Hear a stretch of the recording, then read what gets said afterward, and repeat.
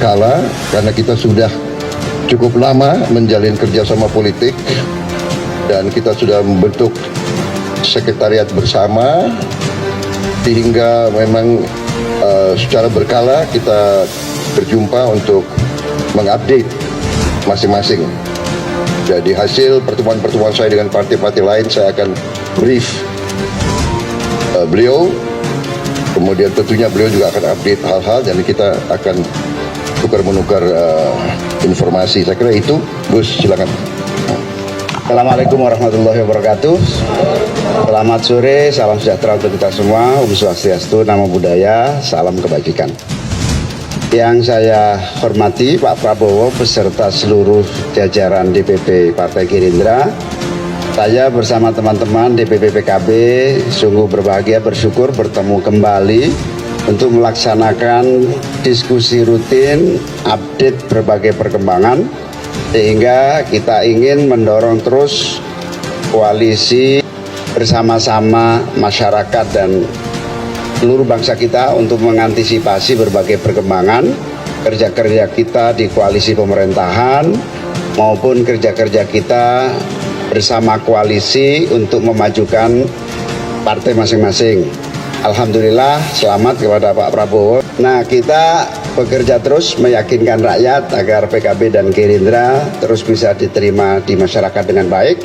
Kita terus mengupdate perkembangan dan insya Allah kita akan menjadikan koalisi bagian dari pintu masuk untuk terus melanjutkan program-program pemerintahan, menyiapkan berbagai kesuksesan pemerintahan di bawah kepemimpinan Pak Jokowi hari ini. Kami yakin bahwa koalisi perubahan, Partai Nasdem, Partai PKB, Partai PKS akan siap untuk bersama-sama.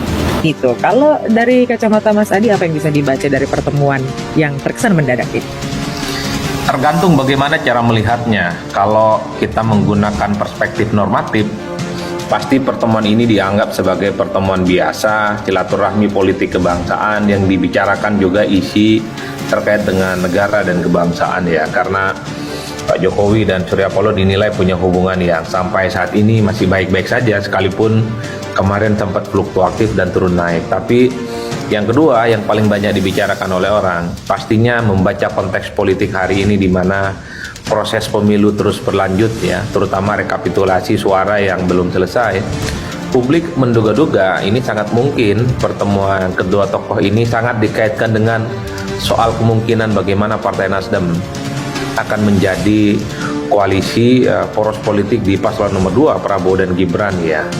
Karena sekalipun hasil quick count itu bukan hasil resmi dari KPU, tapi publik seakan-akan sudah meyakini bahwa yang jadi presiden terpilih di 2024 ini adalah Prabowo dan Gibran. Dalam konteks itulah kemudian sebenarnya pertemuan Jokowi dan Surya Paloh yang dinilai cukup mendadak ini sebagai upaya bagaimana mungkin ya sebagai bagian berbicara tentang soal komposisi politik di masa yang akan datang. Karena kalau melihat kecenderungan secara umum, gabungan partai politik paslon nomor 2 ini khususnya tidak terlampau mencapai 50% ya untuk mengamankan kepentingan politik parlemen.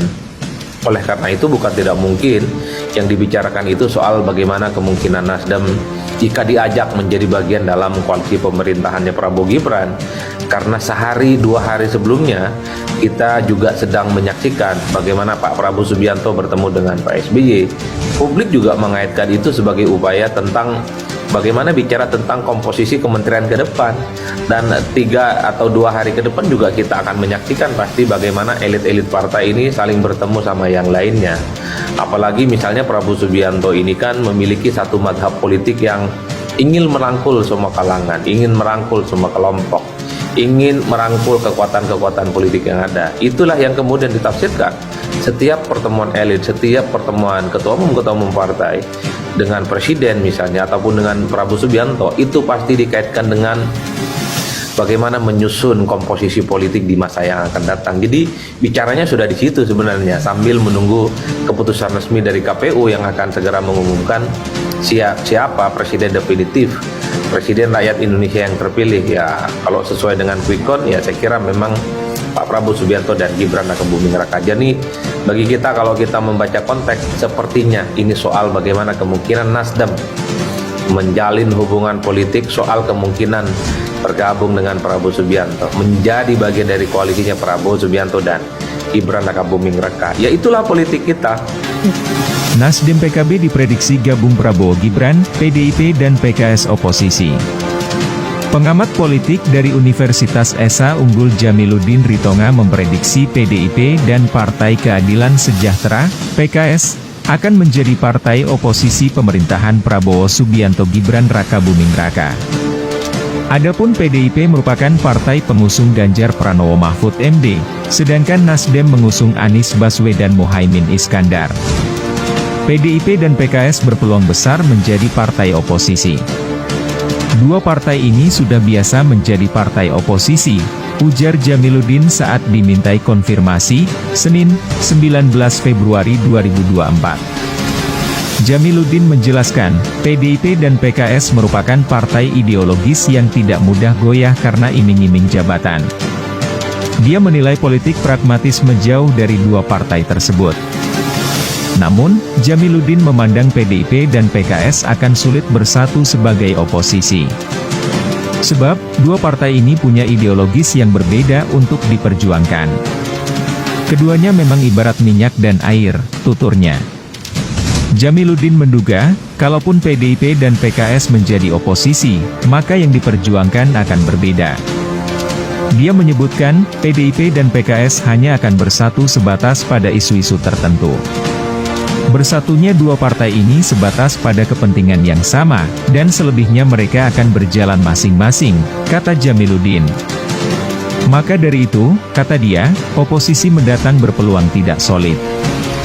Jamiluddin mengatakan oposisi akan tenggelam atas dominasi partai pemerintah. Kalau hal itu terjadi, maka demokrasi di Indonesia berpeluang semakin melemah.